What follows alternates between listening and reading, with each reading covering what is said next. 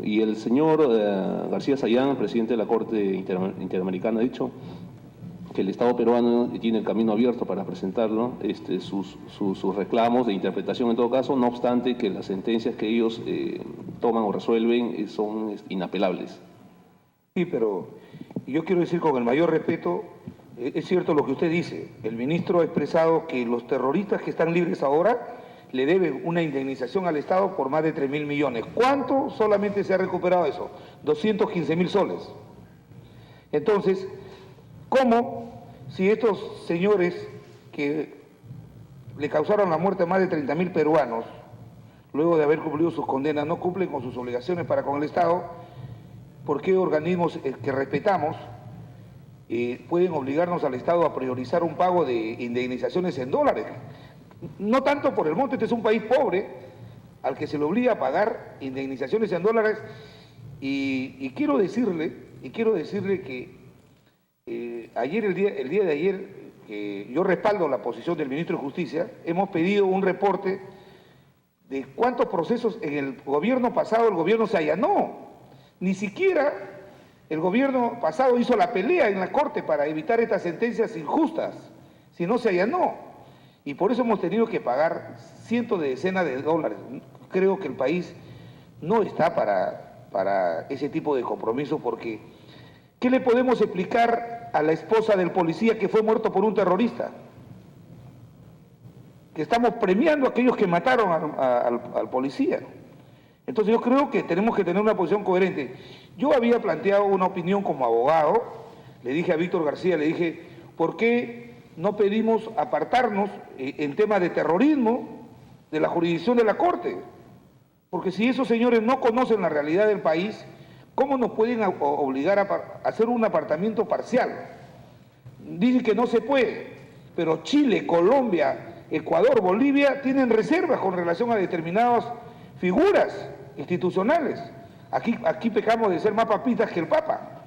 Aquí hay, entre comillas, defensores de los derechos humanos que dicen que está bien que se le haya pagado la indemnización al papá de Lori Berenson. O sea, para los terroristas sí funcionan los derechos humanos, pero para nuestros modestos policías, para los civiles que fueron muertos por los terroristas, nada. Entonces, algo tenemos que hacer. Entonces, estamos preparando una iniciativa que no necesariamente lo vamos a ver el miércoles en el Consejo de Ministros, porque esto no lo hemos conversado a nivel de Consejo, sino yo lo he conversado con el Ministro de Justicia preocupado, porque esta sensación que estamos dando en el país es que estamos premiando a los terroristas y que estamos castigando a las víctimas del terrorismo. Y yo creo que eso debilita la democracia, no al gobierno, debilita el sistema democrático. Entonces, y lo otro es que si no es posible apartarnos en tema de delito de terrorismo de la jurisdicción de la Corte, podemos, como lo he planteado, establecer a través de un proyecto de ley que las obligaciones económicas que la Corte impone a los estados, en el caso del Perú, nosotros la tengamos que desarrollar a través de la legislación interna. Me explico mejor.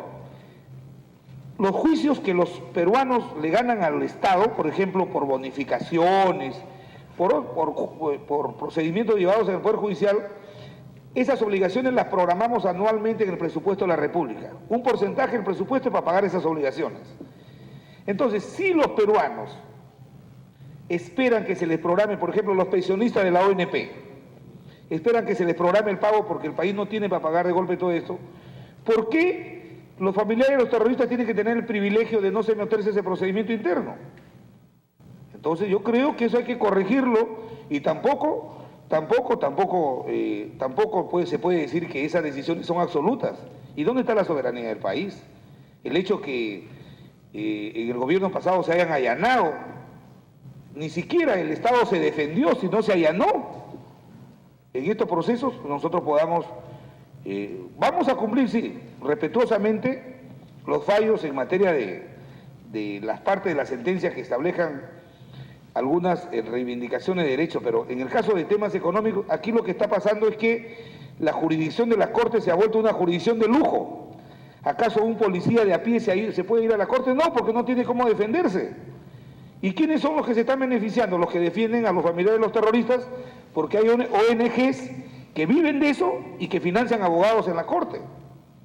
Entonces, Yo creo que hay que poner las cosas en su nivel.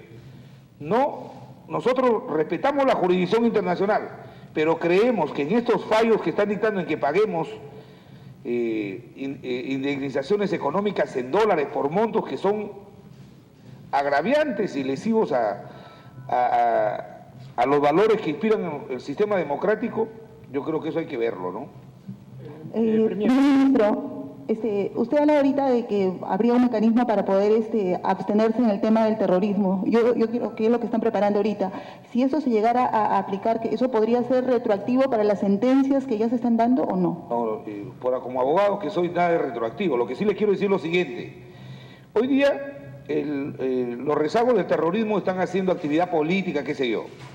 Y yo creo que hay que prevenir, porque fíjense, la reacción que tuvo el Estado frente a la violencia terrorista puede haber tenido sus defectos, pero no podemos seguir por 10, 20 años seguir pagando reparaciones económicas que lo único que están haciendo es debilitando la moral de nuestras Fuerzas Armadas y Fuerzas Policiales que tienen que enfrentar en el BRAE y en algunos lugares a los rezagos del terrorismo.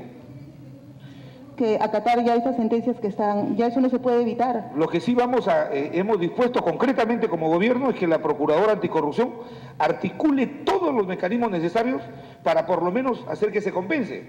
Si los terroristas nos deben más de 3.000 millones, ¿por qué tenemos que pagarles a ellos las indemnizaciones? Hay que compensar, pero no vamos a pagar así de fácil como lo hicieron en el gobierno pasado, que se allanaron y que pagaron lo que quisieron. No lo vamos a hacer porque la plata es de todos los peruanos.